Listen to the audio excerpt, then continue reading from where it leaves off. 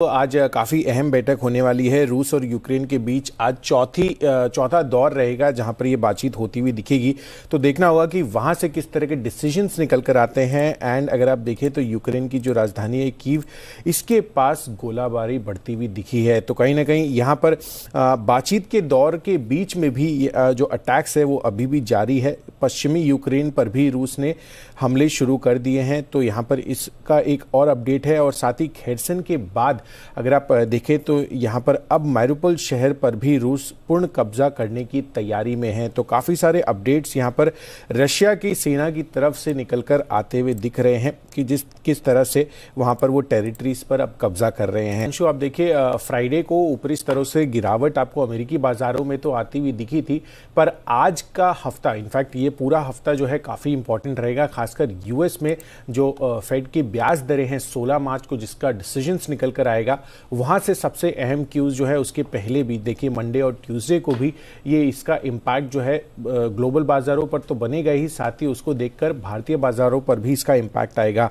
In fact fade जो है वो इन्फ्लेशन और इकोनॉमी पर अपना अनुमान भी देते हुए दिखेंगे कि आगे चलकर उनको इकोनॉमी इन्फ्लेशन के लिहाज से कैसी लग रही है। यूएस की रिटेल बिक्री और हाउसिंग बिक्री का भी डेटा इस हफ्ते आता हुआ दिखेगा। और साथ ही बैंक ऑफ जापान की पॉलिसी जो है वो भी इसी हफ्ते आएगी।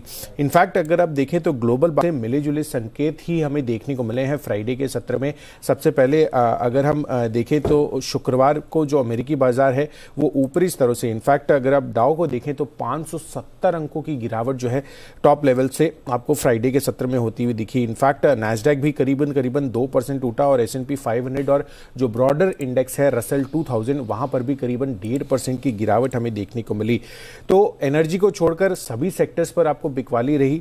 तो अमेरिकी बाजार अगर आप देखें तो वहां पर तो गिरावट का जो दौर है वो हमें देखने को मिला। इनफैक्ट पिछले पूरे हफ्ते आप देखिए डाउ, S&P और नैस्डैक में लगभग 2% से लेकर 3.5% तक की गिरावट हमें देखने को मिली। और यूरोपीय बाजार की बात करें तो यहाँ पर भी 1 से 1.5% की गिरावट जो है वहां पर हमें देखने को मिला। तो ओवरऑल अगर आप मूड माहौल देखेंगे, इनफैक्ट 1 से 1.5% की बढ़त के साथ जो है हमें यूरोपियन बाजारों में तेजी देखने को मिली। बट आज देखना होगा कि किस तरह से ग्लोबल बाजारों का इंपैक्ट और साथ ही भारतीय जो मार्केट है वहां पर किस तरह का इंपैक्ट हमें देखने को मिलता है।